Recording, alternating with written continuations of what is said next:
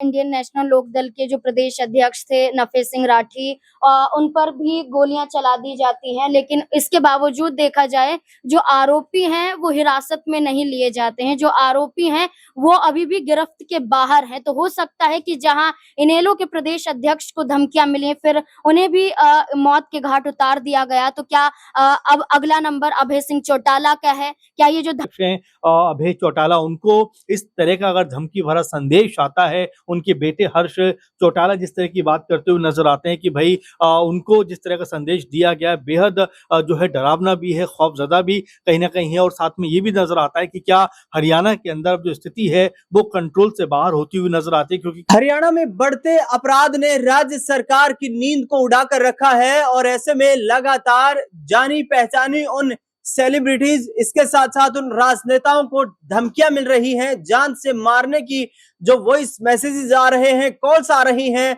और अब इसी कड़ी में नाम शामिल हो गया है अभय सिंह चौटाला का।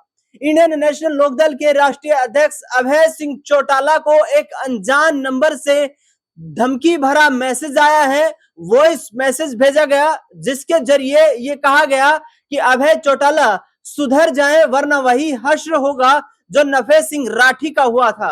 यानी कि सीधे तौर पर इंडियन नेशनल लोकदल के राष्ट्रीय अध्यक्ष को यह धमकी भरा कॉल आया है। बता दें आपको कि पूरी जानकारी कुछ इस तरीके से है। अभय सिंह चौटाला को जिस धमकी देने वाले शख्स ने फोन किया था, अभय सिंह चौटाला के निजी सचिव ने वो फोन नहीं उठाया। उसके बाद अभय चौटाला के छोटे बेटे करण चौटाला के मोबाइल फोन पर एक वॉइस मैसेज आता है, जिसमें सीधे तौर पर कहा जाता है कि अपने बाप को समझा लीजिए, यदि वो नहीं सुधरा तो उसका वही हाल किया जाएगा जो नफे सिंह राठी का किया गया था। दरअसल बता दें आपको कि 2024 के हरियाणा विधानसभा चुनाव से ठीक पहले इंडियन नेशनल लोकदल हरियाणा प्रदेश के अध्यक्ष नफे सिंह राठी की बहादुरगढ़ में दिन दहाड़े ताबड़तोड़ गोलियां मारकर हत्या कर दी गई थी और उसके बाद कानून व्यवस्था को लेकर जबरदस्त तरीके से सवाल खड़े हुए थे। नफे सिंह राठी का जो यहाँ पर जो निधन हुआ था, उसके बाद अभय सिंह चौटाला ने सीधे तौर पर कहा कि इस तरीके की घटनाएं लगातार चरम सीमा पर है।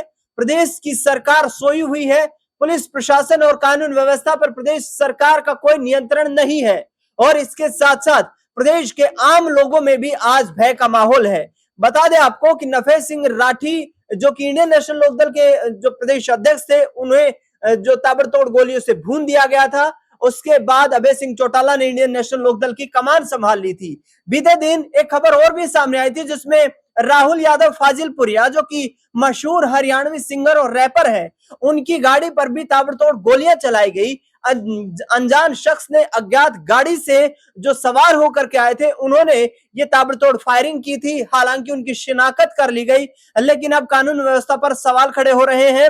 यहाँ पर न्यूज रूम में मेरी मौजूदगी है और तमाम सहयोगियों से जानेंगे कि आखिरकार हरियाणा में बढ़ता अपराध कैसे राज्य सरकार इस पर नियंत्रण करेगी, क्योंकि मुख्यमंत्री नायब सिंह सैनी बड़े बड़े दावे कर रहे हैं कानून व्यवस्था को लेकर। अमन जी मेरे साथ मौजूद हैं। सर, इतने बड़े राजनेता हरियाणा के अभय सिंह चौटाला, पूर्व मुख्यमंत्री के बेटे, इंडियन नेशनल लोकदल के राष्ट्रीय अध्यक्ष बन चुके हैं अब वो, और उन्हें इस तरीके की धमकी मिलना, क्या वाकई हरियाणा सरकार की कार्यशैली इतनी कमजोर हो गई है कि अपराधियों के हौसले इतने बुलंद हो रहे हैं? देखिए, जाहिर बात है, क्योंकि इस तरह के धमकी भरे मैसेज मिलना या इस तरह का वॉइस मैसेज देना, फोन करना और इस तरह का धमकी भरा संदेश देना कहीं ना कहीं बताता है कि क्या सुरक्षा व्यवस्था पुख्ता तौर पर काम नहीं कर रही है। क्या वाकई में हरियाणा के अंदर नायब सिंह सैनी कंट्रोल करने में असफल साबित हो रहे हैं। पॉलिटिकल तौर पर भी देखा जाए तो उनके ही साथी जितने भी बड़े वरिष्ठ नेता हैं, वो भी ऐसा लगता है कि उनसे खफा दिखाई पड़ रहे हैं। और अब ऐसे में जब इनेलो के जो अध्यक्ष हैं अभय चौटाला, उनको इस तरह का अगर धमकी भरा संदेश आता है, उनके बेटे हर्ष चौटाला जिस तरह की बात करते हुए नजर आते हैं कि भाई उनको जिस तरह का संदेश दिया गया है बेहद जो है डरावना भी है, खौफजदा भी कहीं ना कहीं है। और साथ में ये भी नजर आता है कि क्या हरियाणा के अंदर जो स्थिति है वो कंट्रोल से बाहर होती हुई नजर आती है, क्योंकि कभी संगीत से जुड़े हुए लोगों के ऊपर हमला हो जाता है, कभी किसी को धमकी आ जाती है। और इसी तर्ज पर जो कह सकते हैं कि प्रदेश अध्यक्ष नफे सिंह का का जिक्र भी इसमें होता है, जिस तरह से उनकी हत्या कर दी गई थी उस तरह की बातें भी निकल कर अब सामने आ रही, क्योंकि उनके भी जो हत्यारे हैं दिनेश जी,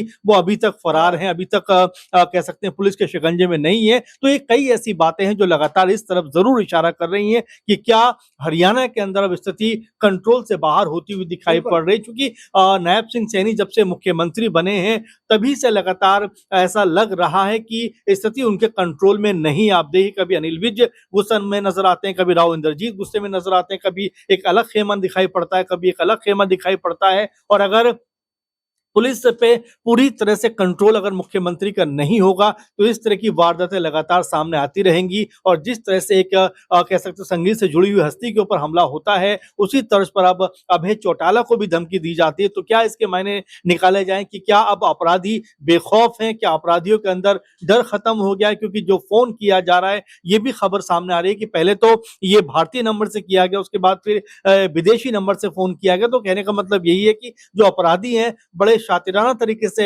कह सकते हैं धमकी या धमकाते हुए दिखाई पड़ रहा है। इसका किस तरह से हल या किस तरह से पर्दाफाश जो है वो पुलिस करती हुई दिखाई पड़ेगी। लेकिन ये जरूर सोचने का विषय है कि अगर इतने बड़े लोगों को धमकी मिल रही है तो क्या इसके पीछे कोई बड़ा षड्यंत्र है, कोई बड़ी साजिश है? क्योंकि अभय चौटाला को इस तरह की धमकी मिलना कहीं ना कहीं ये बताता है कि प्रदेश में सुरक्षा व्यवस्था कहीं ना कहीं सवालों के घेरे में है। बिल्कुल, कानून व्यवस्था सवालों के घेरे में जाहिर तौर पर है, क्योंकि मुख्यमंत्री नायब सिंह सैनी के जो अधिकार क्षेत्र में ही गृह विभाग इस वक्त मौजूद है और लगातार मुख्यमंत्री की जिम्मेदारी कहीं ना कहीं ज्यादा बढ़ जाती है। नाजमीन मेरे साथ मौजूद है। नाजमीन, जिस तरीके से अभय सिंह चौटाला को लगातार धमकी आ रही है, हमने देखा कि जब वो हरियाणा परिवर्तन यात्रा निकाल रहे थे, पूरे प्रदेश भर में जा रहे थे, उस दौरान भी इस तरीके की घटनाएं घटित हुई। उन्हें कई कॉल्स आए, कई मैसेज आए। इससे पहले भी वो कई बार शिकायत कर चुके हैं कि मुझे धमकियां मिलती रही हैं।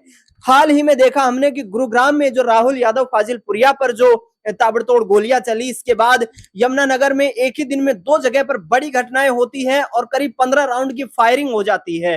किस तरीके की यहाँ पर जो है पुलिस की जो इन्वेस्टिगेशन टीमें हैं या पुलिस का जो कंट्रोल रूम है वो कैसे काम कर रहा है? क्या कमजोर होता नजर आ रहा है? और यदि मुख्यमंत्री कमजोर हो रहे हैं गृह विभाग को संभालने में, तो क्या किसी दूसरे नेता की तरफ अब रुख किया जा सकता है, विशेष तौर पर गृह विभाग को लेकर?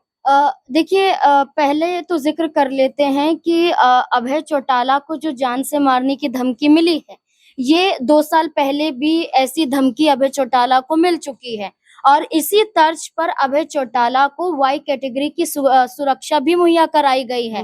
तो ऐसे में देखा जाए तो इतनी कड़ी सुरक्षा के बावजूद भी उनके बेटे के फोन पर एक वॉइस नोट आता है, एक वॉइस कॉल आता है जिसके जरिए धमकी दी जाती है। सिर्फ हरियाणा में आप सीमित मत रहिए, हरियाणा के अलावा उत्तर प्रदेश में देखिए ओपी राजभर को जान से मारने की धमकी मिलती है। आप बिहार की बात करें, चिराग पासवान को जान से मारने की धमकी मिलती है और इन सब का जरिया सिर्फ एक फोन है और फोन के जरिए या तो व्हाट्सएप चैट के जरिए ये किया जा रहा है या सोशल मीडिया के जरिए कमेंट्स के जरिए यहाँ पर धमकियां दी जा रही हैं या कॉल के जरिए ये धमकियां दी जा रही हैं। तो आप देखिए भाजपा शासित राज्यों में ऐसी धमकियां दी जा रही हैं लेकिन उसके बावजूद कोई भी संज्ञान नहीं लिया जाता है। ऐसे ही अपराध जहां हरियाणा में बढ़ रहे हैं, ऐसे ही अपराध बिहार में बढ़ रहे हैं। लगातार कई घटनाएं सामने आ जाती हैं जहां बीजेपी के नेताओं को गोलियों से भून दिया जाता है, जहां चाकुओं से हत्या कर दी जाती है। तो तमाम इस तरह की घटना सामने आती है। तो ऐसे में एक फिक्र तो यहाँ पर जरूर नजर आएगी और इस फिक्र के साथ परिवार का एक साथ होना भी बहुत जरूरी हो जाता है। मैं रोकना चाहूंगा यहाँ पर, नफेस सिंह राठी का जो मामला था वो अभी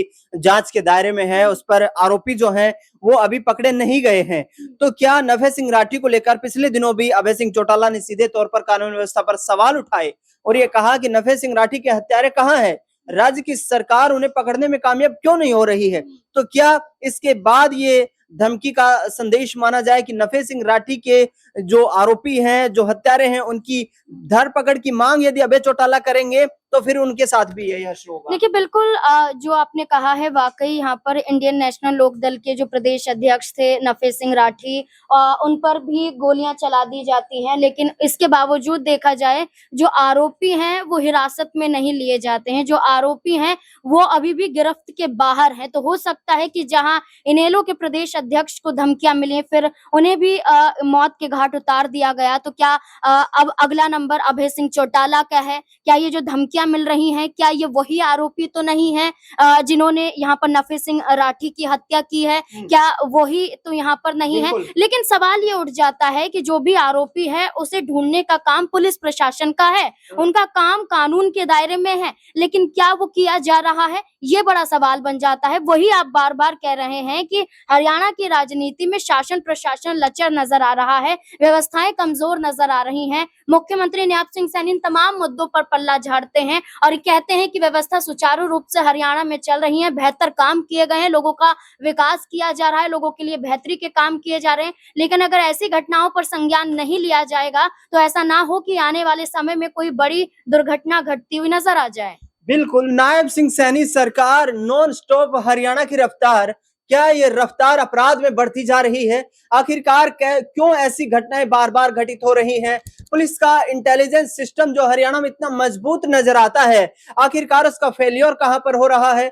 बता दें आपको कि अभय सिंह चौटाला को जो धमकियां मिली है उसमें एक ब्रिटेन के नंबर का इस्तेमाल किया गया है, दूसरा हिंदुस्तान के नंबर का इस्तेमाल किया गया है। अभय सिंह चौटाला के निजी फोन पर भी ये फोन कॉल आया था, लेकिन उनके सचिव के द्वारा उस फोन कॉल को रिसीव नहीं किया गया। इसके बाद करण सिंह चौटाला को कहा गया कि अभय चौटाला को समझा लीजिए, वरना आगे आने वाले वक्त में मंजर बेहद खौफनाक हो सकता है।